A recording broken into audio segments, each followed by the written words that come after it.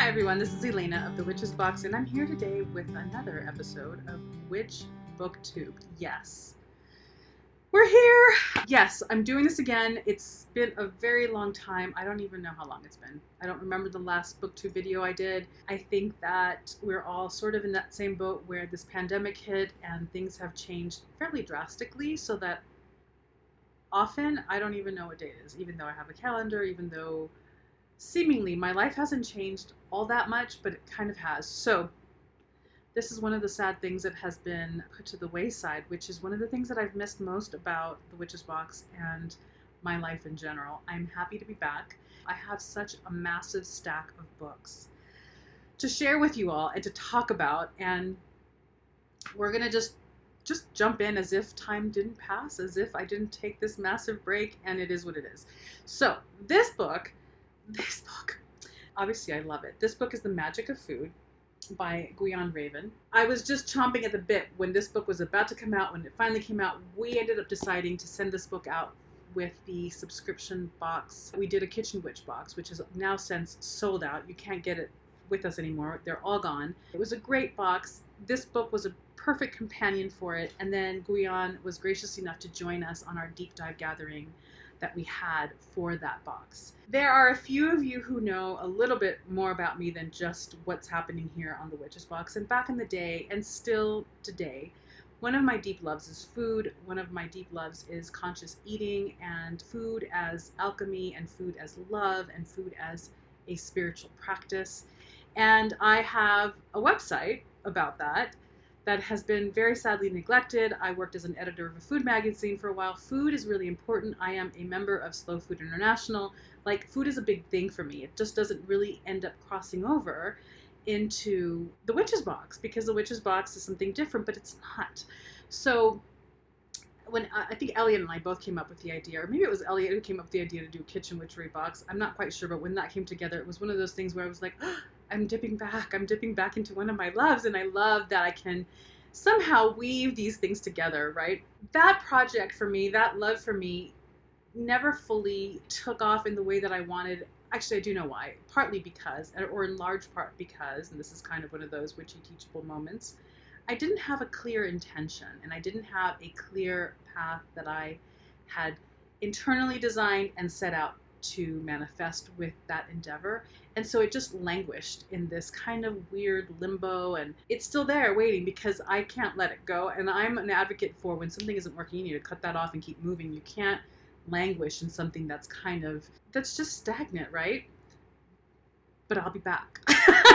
I can't let this go. In any case, all of that preamble to say that this was a lovely month for me in terms of the box, because it just gave me an opportunity to bring two things that I love so deeply together.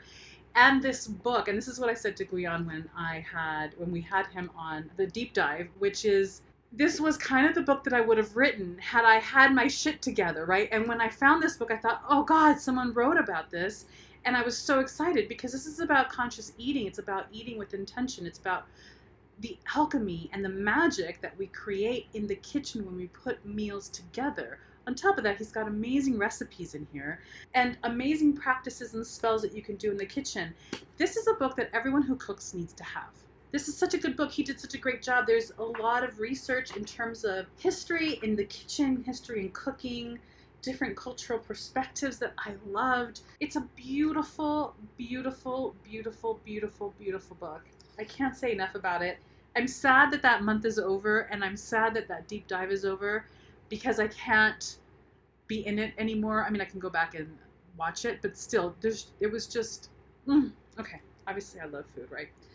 And I know that we have a lot of kitchen witches out there. If you're a kitchen witch, get this book. But let me read to you the table of contents so that you know what's kind of going on in the book. Obviously, a lot of books do this, and I really appreciate this. How to use this book as a chapter. There's a whole section on the history of food and ritual with food, which is beautiful. And this is one of the things that I love about kitchen magic and kitchen witchery. It's all in the kitchen. You don't need to do a whole collection of odds and ends that need to happen for specific rituals. You have a pot, and you have food, and you have flame if you're lucky. Electrical stoves, but still, the alchemy happens. You just need those three things, and you can create magic. You can create magic out of boiling water. It is that accessible. And so on some level, I feel it's not everyone's gig, and I respect that. But on some level, I feel like we should all be doing kitchen magic. We are probably all doing kitchen magic, and we're not aware of it. Okay, so let me go back to the table of contents. Can you tell I'm excited about this book? Okay, so the first section is History of Food and Ritual. He goes into the civilizations of Sumer, Greece, Rome, and the Isles of Mighty. Then there's another section on food magic and rituals for today. So a whole slew of information on food and magic, food and sex, food and healing, food and grief, food and community, food and the kitchen witch. The third section are recipes. Glorious, gorgeous recipes. I love that he wrote this book. I love this book. It's one of those, it's a cookbook, but that you want to read because there's so much more information going on here. And let me read to you Gwion's bio really quick. Gwion Raven is a tattooed pagan, writer, traveler, musician, cook, kitchen witch, occult shop owner, and teacher. He is initiated in 3 magical traditions, the Avalon Druid Order, Reclaiming, and the Gardnerian Wiccan tradition. Born and raised in London, England, he now resides in Northern California. Gwion writes for Witches and Pagans and a Pathos pagan blog called The Witches Next Door, and you can visit him online at gwionraven.com. So the link to that will be down below. The link to getting this book will be down below. Get the book. It is a beautiful, beautiful book. Because it was the book that I really ever wanted to write, it's got a really special place in my heart that someone out there caught that wave and did it beautifully, certainly better than I would have. So I highly recommend it. Get the book. There it is, our very first Witch Booktube after a very, very long absence. I like to take an opportunity really quick to let you know about things and what's happening. Make sure that you click on the video nearest to this one on the giveaway because we're giving away some really amazing books. We, as always, still have our Witches book subscription that is thriving and doing beautifully. We've got some amazing books lined up through December right now, and I highly recommend subscribing to that. The link to that is below.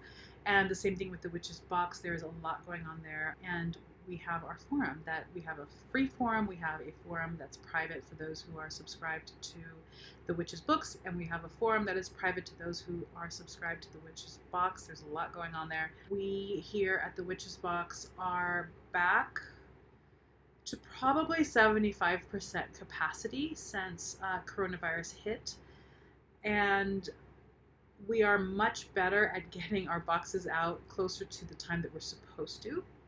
We're not quite there yet, but we're now probably riding in around 4 or 5 days later than normal, but it's a lot better than it was in the middle of the pandemic when there was no staff around, and I think we were actually 20 days late on that end. So we're doing better. We're catching up. But as always, you know, FedEx and UPS and USPS are still very slow, very overburdened because most of us now are ordering everything online and not going out of our homes. So I'm really grateful to all of you who have been incredibly patient with the way our boxes are arriving because it's just a little later than normal and we're rolling with it.